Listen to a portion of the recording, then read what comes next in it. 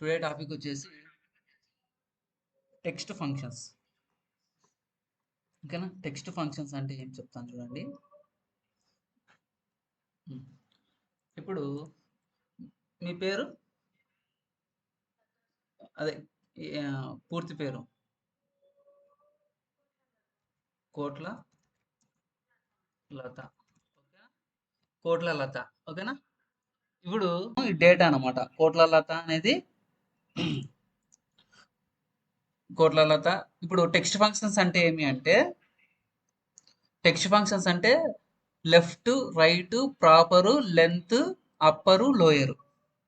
ఇప్పుడు మనము ఈ టెక్స్ట్ లెఫ్ట్ నుంచి మనకి కొన్ని లెటర్స్ మాత్రమే కావాలి. ఇప్పుడు కోట్ల లత ఉంది కదా.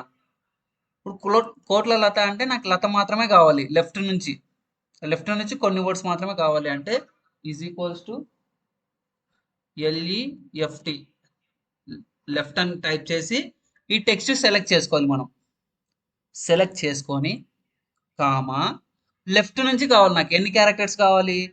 1 2 3 4 5 కావాలి. So 5 enter. వచ్చిందా? లెఫ్ట్ నుంచి. లెఫ్ట్ అంటే ఇదేది ఎక్కడి నుంచి? కోట్ల కదా లెఫ్ట్. అర్థమైందా? సో కోట్ల నుంచి వస్తుంది. ఇప్పుడు మళ్ళీ రైట్ అని కొట్టాం అనుకోండి, RIGHT రైట్ అని కొట్టి మళ్ళీ టెక్స్ట్ సెలెక్ట్ చేసి కామా రైట్. మళ్ళీ రైట్ ఏముంది? 5 అంతే కదా లత. So enter. వచ్చిందా లత? సో ఫస్ట్దేమో లెఫ్ట్ నుంచి వస్తుంది, సెకండ్దేమో రైట్ నుంచి వస్తుంది. సో ఇవి టెక్స్ట్ ఫంక్షన్స్. మిగతావన్నీ ట్రూమ్ అయిపోతాయి. మనకి ఎంతవరకు కావాల్సో అంతవరకు మాత్రమే వస్తుంది. Next proper. ప్రాపర్ అంటే ఏమి? ప్రాపర్ అని స్పెల్లింగ్ టైప్ చేసి ట్యాబ్ ఎంటర్ చేసి టెక్స్ట్ సెలెక్ట్ చేయాలి. ఇక్కడ ప్రాపర్గా లేదు. ఎలా ఉంది? అన్ని స్మాల్ లెటర్లోనే ఉంది. గమనించారా మీరు? ఓకే, ఎంటర్ అనుకోండి. ఇప్పుడు ఏమైంది?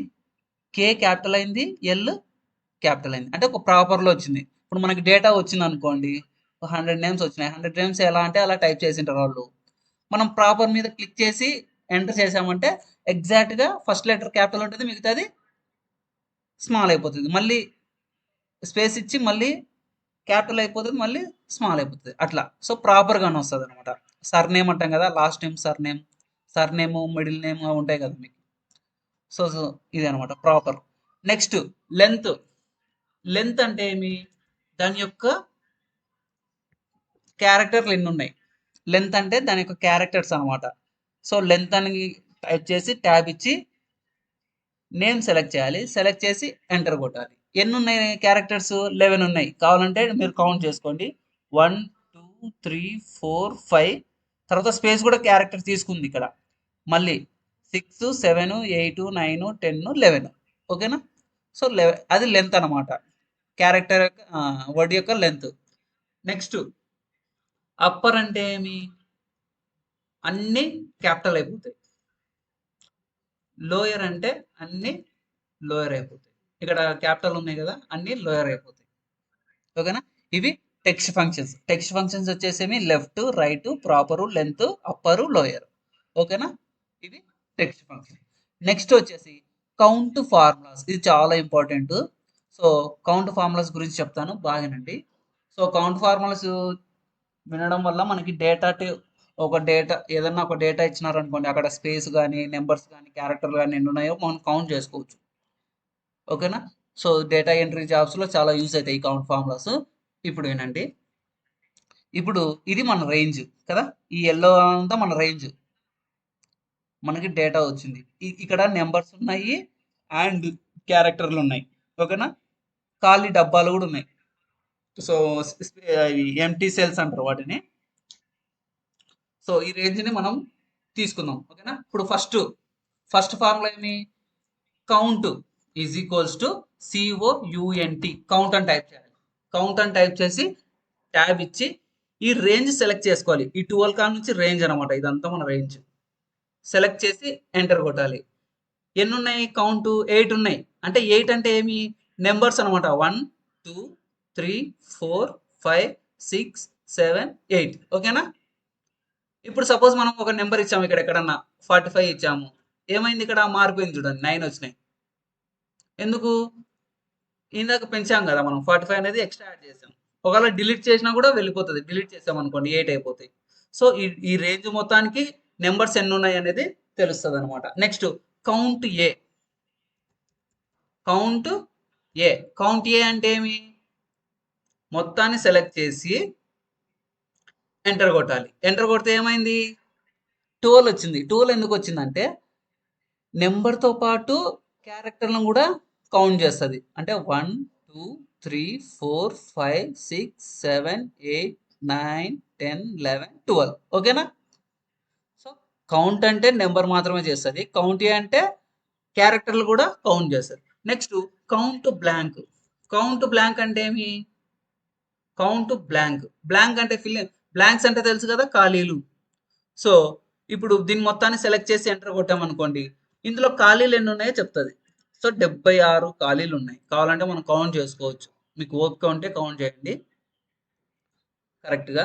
లేదు కౌంట్ లేదు అంటే మనం ఏదైనా మనం టైప్ చేయాలి. ఇక్కడ టైప్ చేస్తే అవి తగ్గుతూ వస్తాయి చూడండి. 75 వచ్చిందా? 75 ఓకేనా? అవి బ్లాంక్స్ కౌంట్. ఇప్పుడు చాలా ఇంపార్టెంట్ కౌంట్ ఇఫ్.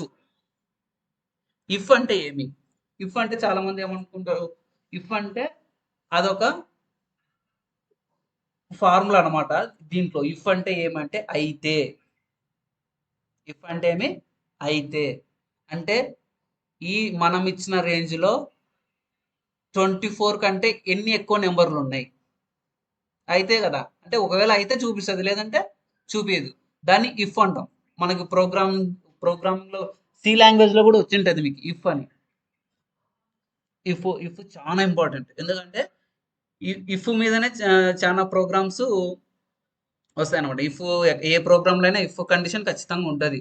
పైథాన్లో కానీ, జావా స్క్రిప్ట్లో కానీ, సిలో కానీ, ఇంకేమున్నాయి, C++, జావా, ఒరాక్, అన్ని దాంట్లో ఇఫ్ అనేది కామన్గా ఉంటుంది. అసలు ఇఫ్ అంటే ఏమంటే అయితే. ఇఫ్ అంటే ఏమి? అయితే. Is equals to count if. ఏమి? Count if.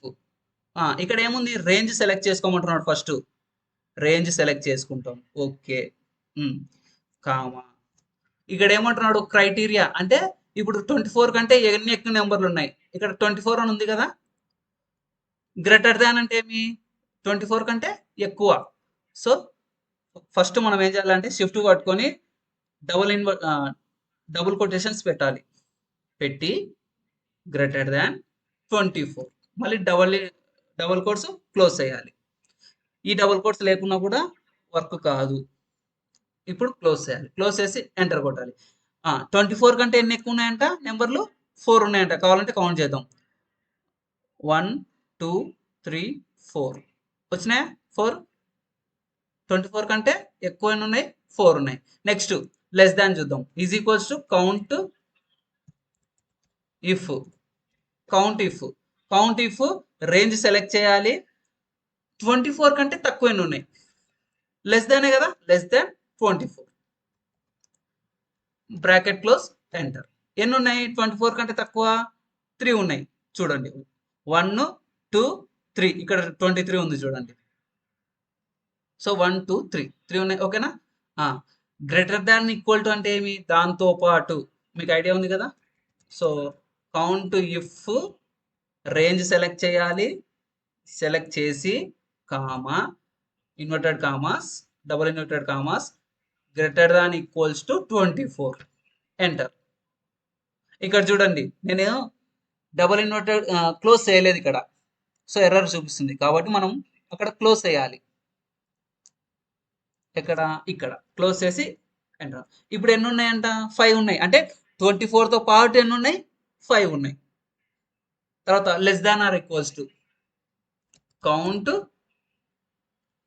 If range select చేయాలి, comma, less than or equals to 24, మళ్ళీ double quotes, close, enter. So ఇక్కడ చూడు, మళ్ళీ నేను ఇక్కడ పెట్టలేదు. సో ఎర్రర్ చూపిస్తుంది. మళ్ళీ మనం ఇక్కడ డబుల్ ఇన్వర్టర్స్ వేసుకుంటాం. ఇప్పుడు ఎంత అయినాయి? 4. అంటే 24 కంటే తక్కువ, 24తో పాటు తక్కువ ఉన్నాయి. 1 2 3 4. ఓకేనా? సో ఇది కౌంట్ ఫార్ములాస్. అర్థమైందా? ఇప్పుడు అర్థమైంది.